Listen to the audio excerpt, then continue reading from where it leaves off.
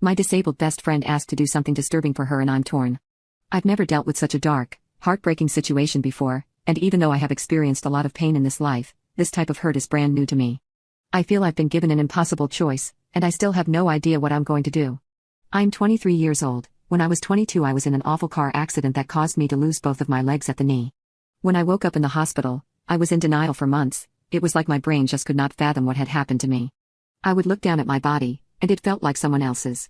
Denial in that type of situation feels insane. I would literally touch my stumps and wonder how long it would take until my legs grew back. After I left the hospital, I was sent to a physical rehab center, and I spent almost 6 months there. I was not ready to go back home, and I felt like my normal life was basically over at that point. At the center, I would watch TV all day and do schoolwork. The rest of the day I was receiving treatment. My life was depressing and monotonous until Christine arrived at the center one day. I remember giggling a little when I first saw her since she basically had opposite injuries to me. I introduced myself to her on her first day there, and we ended up becoming fast friends since we were the 2 youngest people at the center. Christine was 2 years younger than me and she had been electrocuted at her family's farm, and it caused her to lose both her arms at the elbow.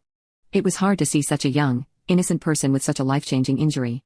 When I looked at Christine, I wondered if that was how other people felt when they looked at me.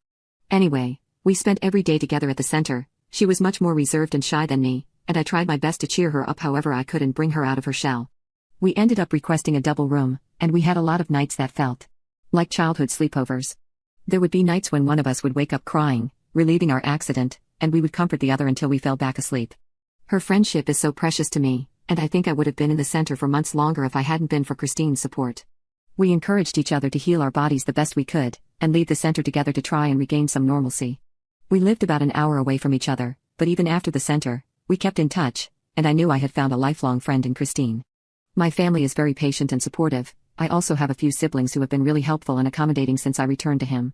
I won't lie and say it's been an easy adjustment, and I have cried every week as I try to get used to living life in my wheelchair. But speaking to Christine gave me some perspective. The only other person she lived with on the farm was her 60-year-old mom. Christine had confided in me during our stay at the center that the older her mom got, the fewer chores she could complete on the farm.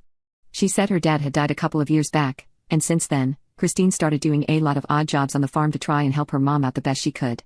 That's the circumstances that led to her accident. Christine was working on an electricity box that she had no experience with, and that's how she was shocked. Therefore, things had been extremely difficult when Christine returned home since she was still trying to be self-sufficient, but she needed her mom for so much now. Christine told me she was trying to teach herself to use her feet to do things like type and cook, but most days, she would just screw up and make a mess. After we had both been home for about 6 months, I was finally adjusting. Meanwhile, Christine was crying to me on the phone almost every night about how difficult she was finding her new life. My heart broke for